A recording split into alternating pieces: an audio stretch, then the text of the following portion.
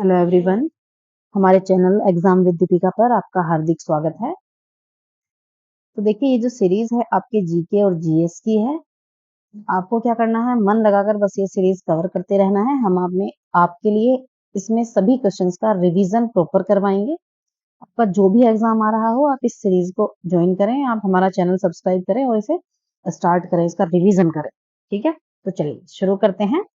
हमारा पहला क्वेश्चन है, किसको सिंधु घाटी सभ्यता की सबसे पुरानी खोज माना जाता है? तो बताइए। चार ऑप्शन आपके सामने हैं, अल्लादीनो, राखीगढ़ी, मोहनजोदड़ो, भिरडाना। किसको सिंधु घाटी सभ्यता की सबसे पुरानी खोज माना जाता है? तो देखिए, ये है भिरडाना।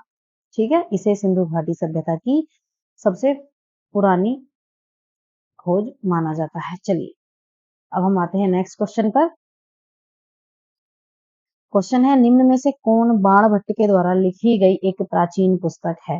तो देखिए, इनमें से जो बाणभट्ट द्वारा लिखी गई पुस्तक है वो कौन सी है? वो है कादम्बरी।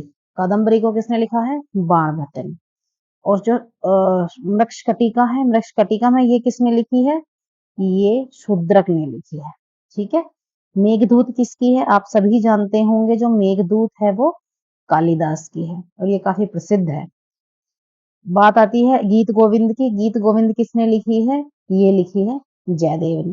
तो आपने क्या करना है, जैसे ही आपके सामने ये बुक्स हैं तो इनको रिवाइज करते चलना है। एग्जाम में आपसे कोई सी भी पूछी जा सकती है। ठीक है, तो किसने लिखी है आपसे प्रश्न में पूछा गया है, बाणभट्ट ने जो लिखी है वो है कादम्बरी।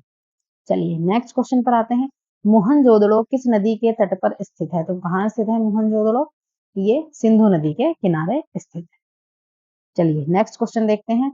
बेबीलोन के झूलते उपवन का संबंध निम्न में से किस प्राचीन संस्कृति से है? तो देखिए, ये बेबीलोन का झूलता उपवन जो है ये किससे संबंधित है, कौन सी संस्कृति से संबंधित है? तो देखिए, ये है मेसोपोटामिया से संबंधित। ठीक है, चलिए नेक्स्ट प्रश्न पर आते हैं।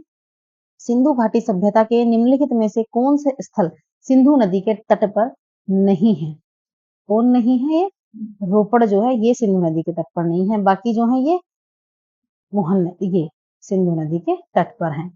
चलिए अगला प्रश्न है, वेदांग कुल कितने हैं? तो बताइए। देखिए, जो वेद हैं उनकी संख्या है 4 और वेदों को पढ़ने के लिए क्या हुआ था? वेदांगों की रचना हुई थी। ठीक है, तो जो वेदांग की रचना हुई थी वो वेदांग कितने हैं? वेदांग है 6। ठीक है, तो याद रखना है वेदांग कितने हैं? 6। चलिए नेक्स्ट प्रश्न पर आते हैं। रावी नदी का ऋग्वैदिक नाम क्या है? तो देखिए, आपको पता है रावी, रावी नाम ये बाद में कन्वर्ट हुआ है। इससे पहले रावी का क्या नाम था? यानी ऋग्वैद काल में रावी नदी को किस नाम से पुकारा जाता था? तो रावी नदी को किस नाम से पुकारा जाता था? पारुषी या पौरुषी नदी के नाम से इसे पुकारा जाता था। चलिए नेक्स्ट प्रश्न है, संविधान की प्रारूप समिति के अध्यक्ष कौन थे या इसकी अध्यक्षता किसने की? देखिए, ये हमने आपको पिछली क्लास में भी बताया था कि जो संविधान बना था तो इसकी कुछ समितियां हैं। इसके लिए मैं एक अलग से क्लास बना दूंगी। तो जितनी भी समितियां हैं उन पर, तो इनकी समितियां सभी नहीं है लेकिन कुछ समितियां बहुत इंपॉर्टेंट हैं, तो आपको क्या करना है वो याद रखनी है। जैसे कि प्रारूप समिति है, इसकी अध्यक्षता किसने की थी? तो ये की थी डॉक्टर भीमराव अंबेडकर ने। ठीक है, देखिए ये प्रश्न तो बहुत ही पूछा जाता है, ये हमने पिछली क्लास में भी कवर किया है आपका कि प्रारूप समिति के अध्यक्ष जरूर पूछे जाते हैं। तो ये कौन है? भीमराव अंबेडकर हैं। चलिए अब देखिए अगला प्रश्न, देखिए प्रांतीय संविधान समिति। मैंने बताया ना आपको, कुछ समितियां जो संविधान की हैं, संविधान निर्माण के समय जो बनाई गई थी उनमें से कुछ समितियां थोड़ी सी इंपॉर्टेंट हैं, वो उन पर आपको नजर बनाकर रखनी है। तो बात आती है प्रांतीय संविधान समिति की। तो प्रांतीय संविधान समिति की स्थापना, जो अध्यक्षता थी वो किसने की? वो की थी सरदार वल्लभ भाई पटेल ने। चलिए नेक्स्ट प्रश्न पर आते हैं। भारत के संविधान के द्वारा किस प्रकार की नागरिकता प्रदान की जाती है? तो आपको पता होगा हम सभी को कैसी नागरिकता प्रदान की जाती है? एकल नागरिकता। देखिए, एकल नागरिकता का तात्पर्य है हम सभी भारत के निवासी हैं। जैसे भारत के अलग अलग स्टेट्स हैं ना, अलग अलग राज्य हैं, तो हम जैसे कोई यूपी से है, कोई एमपी से है, कोई राजस्थान से है, तो कोई साउथ से है, तो क्या करना है कि आप, हमें ऐसा नहीं है कि पहले उसे यूपी की नागरिकता दी जाएगी कि वो पहले यूपी का है फिर वो भारत का है, नहीं।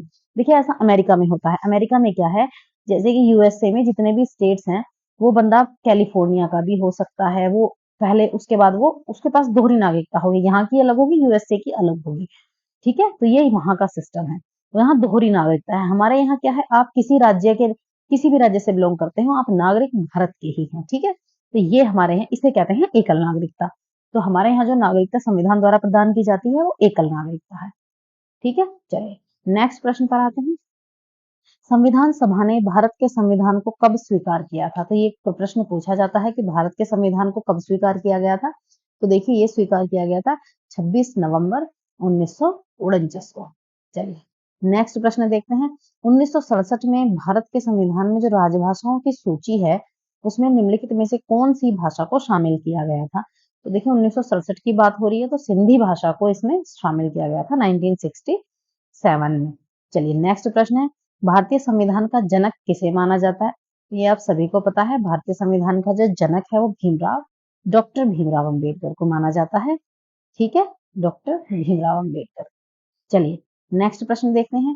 निम्नलिखित में से कौन भारतीय संविधान के प्रारूपण के लिए जिम्मेदार संविधान सभा का हिस्सा नहीं था? ये प्रश्न थोड़ा इंपॉर्टेंट है, एक बार जान लीजिए। देखिए जो महात्मा गांधी थे वे इसमें डायरेक्ट अटैच नहीं थे संविधान सभा में। ठीक है, तो ये संविधान सभा का जो सीन था संविधान बनाने में जो भी था गांधी जी से डायरेक्टली अटैच नहीं थे। तो ठीक है, तो प्रारूपण के लिए जो जिम्मेदार नहीं थे ये जो संविधान सभा के हिस्से बने ही नहीं डायरेक्टली। नेक्स्ट प्रश्न है। सूर्य का जो अनुमानित व्यास है वो पृथ्वी के व्यास से कितने गुना है? आपको बताना है ये कितने गुना है। तो जो सूर्य का अनुमानित व्यास है वो पृथ्वी से कितना है? 109 गुना अधिक है। अगला प्रश्न है। सौर मंडल का सर्वाधिक गर्म ग्रह कौन सा है? तो ये आप सभी जानते हैं कि सौर मंडल का जो सबसे गर्म ग्रह है वो वीनस है यानी शुक्र है। नेक्स्ट प्रश्न देखते हैं। सौर मंडल में नीचे दिए गए ग्रहों में से कौन सा ग्रह सूर्य से सर्वाधिक दूरी पर है? तो आप सभी को पता है सूर्य से सबसे दूर कौन सा है? वरुण है। ठीक है, सबसे दूर है सूर्य से वरुण है और इसे ठंडा ग्रह भी कहते हैं। क्यों? क्योंकि ये सबसे ज्यादा दूर है तो ठंडा भी है। जो सबसे ज्यादा पास होगा। चलिए बात आती है अगले प्रश्न की। भारत में उर्सा मेजर नक्षत्र को किस नाम से जाना जाता है? इसे हम उर्सा मेजर नक्षत्र कहते हैं, इसे और किस नाम से जाना जाता है? तो बताइए, आपके सामने चार ऑप्शन है। देवर्षि, महर्षि, सप्तऋषि, स्वदेशी। देखिए ये जाना जाता है सप्तऋषि के नाम से। सप्तऋषि तो आप सभी जानते होंगे, इस तरह से जो एक तारों का समूह नजर आता है उसे हम सप्तऋषि कहते हैं। ठीक है, इसे हम जो हमें नजर आता है ये स्काई में, इसे हम सप्तऋषि पढ़ते हैं। तो आपको क्या है ये बताना है। तो ये किससे रिलेटेड है? ये सप्तऋषि, इसे हम कहते हैं उर्सा मेजर नक्षत्र। ठीक है, चलिए नेक्स्ट प्रश्न पर आते हैं। प्रश्न है। पृथ्वी सतह की सबसे ऊपरी परत को क्या कहा जाता है? तो सबसे ऊपरी परत जो है पृथ्वी की उसको हम क्या कहते हैं? उसको हम क्रस्ट कहते हैं। ठीक है, क्रस्ट कहते हैं उसको। चलिए नेक्स्ट प्रश्न है। निम्नलिखित में से भूकंपों के अध्ययन के रूप में जाना जाता है या भूकंप का अध्ययन किसमें किया जाता है? तो देखिए भूकंप का जो अध्ययन है उसे हम कहते हैं सिस्मोलॉजी। किसमें किया जाता है भूकंप का अध्ययन? सिस्मोलॉजी में। चलिए नेक्स्ट प्रश्न देखते हैं।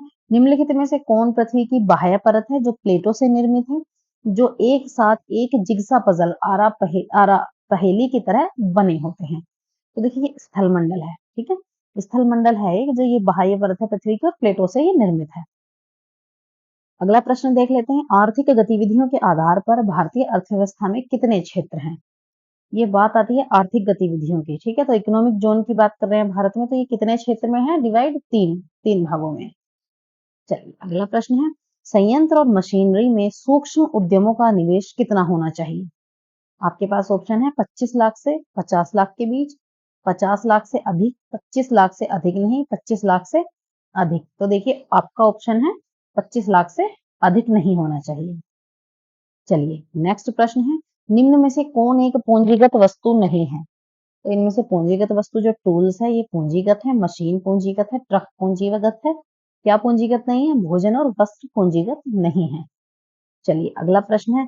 किस अर्थशास्त्री ने 1817 में तुलनात्मक लाभ और विशेषज्ञता के आधार पर अंतरराष्ट्रीय व्यापार सिद्धांत विकसित किया था? तो देखिए ये विकसित किया था डेविड रिकार्डो ने, और डेविड रिकार्डो का नाम अर्थशास्त्र में बहुत प्रसिद्ध है। इन्होंने जो सिद्धांत दिए हैं। ठीक है, तो क्या सिद्धांत दिया है इन्होंने? अंतरराष्ट्रीय व्यापार सिद्धांत। और ये कब दिया गया है? 1817 में। चलिए अगला प्रश्न है। निम्न में से किस गतिविधि को गोल्ड कॉलर पेशा कहा जाता है? तो गोल्ड कॉलर पेशा किसे कहते हैं? क्वेनरी को कहते हैं। पंची, पंची मतलब फाइव। चलिए अगला प्रश्न है। फल्मिनोलॉजी का अध्ययन किससे है? बताइए फल्मिनोलॉजी में किसका अध्ययन किया जाता है? यह है लाइटनिंग यानी आकाशीय बिजली। जो आकाशीय बिजली है उसका अध्ययन हम किसमें करते हैं? फल्मिनोलॉजी में हम करते हैं। चलिए नेक्स्ट प्रश्न है, जब किसी वस्तु को ध्रुव तथा फोकस के बीच रखा जाता है तब अवतल दर्पण के द्वारा बनाए गए प्रतिबिंब का आकार क्या होता है? तो ये क्या होता है? एनलार्ज्ड होता है यानी अवर्धित होता है। ठीक है, चलिए नेक्स्ट प्रश्न देखते हैं, तारों का टिमटिमाना मुख्य रूप से किसके कारण होता है? तो देखिए मैं आपको बता दूं, जब कोई तारा हमें टिमटिमाता नजर आता है एक्चुअल में वो तारा टिमटिमाता नहीं है। क्या होता है कि जो ह्यूमन की ये आंख है और ये जो तारे की जो लाइट है ये डायरेक्ट हमारी आंख तक नहीं पहुंच पाती है। ठीक है, हमारी आंख तक नहीं पहुंचती डायरेक्ट, ये बीच बीच में ब्रेक हो जाती है जिस कारण इसे हम टिमटिमाना कहते हैं। तो ये किस कारण होता है ऐसा? तारे एक्चुअल में टिमटिमाते नहीं है, वो एक ही रोशनी में रहते हैं, परंतु उनका प्रकाश हमारी आंख तक पहुंचने में कभी वो पहुंचता है, कभी वो नहीं पहुंचता है, कभी वो पहुंचता है, कभी वो नहीं पहुंचता है, तो वो ब्रेक होता रहता है। और इस ब्रेक को हम क्या कहते हैं? ये अपवर्तन होता है। अपवर्तन के कारण ऐसा होता है कि हमें तारे टिमटिमाते हुए नजर आते हैं, एक्चुअल में तारे नहीं टिमटिमाते हैं। ठीक है, चलिए अगला प्रश्न देखते हैं, पनडुब्बियों में जो समुद्र स्तर है उससे ऊपर की चीजों को देखने के लिए निम्न में से किस उपकरण का प्रयोग किया जाता है? तो देखिए ये हम उपयोग करते हैं पेरिस्कोप का। ठीक है, चलिए अगले प्रश्न पर आते हैं, मरीजों के दांतों की बड़ी तस्वीर देखने के लिए जो दंत चिकित्सक है किस दर्पण का प्रयोग करते हैं? तो देखिए इसमें जो चिकित्सक प्रयोग करते हैं ये करते हैं अवतल दर्पण का। ठीक है, तो चलिए आज की क्लास के लिए इतना ही। ठीक है, हम मिलेंगे आपको नेक्स्ट क्लास में। आपने तब तक क्या करना है, वीडियो को प्रॉपर रिवाइज करना है। ठीक है, और अपने स्टडी बहुत अच्छे से करते रहना है। ठीक, और ऐसे ही एक ये सीरीज हम कंटिन्यू चलाएंगे। आपने इस सीरीज की अच्छे से रिवीजन करनी है, अच्छे से अपनी पढ़ाई करते रहिएगा।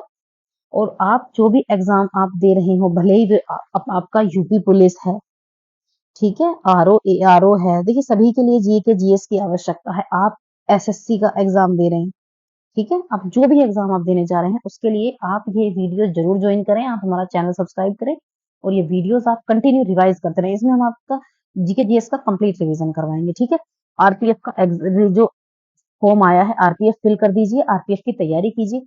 आरपीएफ की तैयारी हमारे चैनल पे कराई जाएगी। ठीक है, तो ठीक है, मिलते हैं आपको नेक्स्ट वीडियो में। थैंक्स।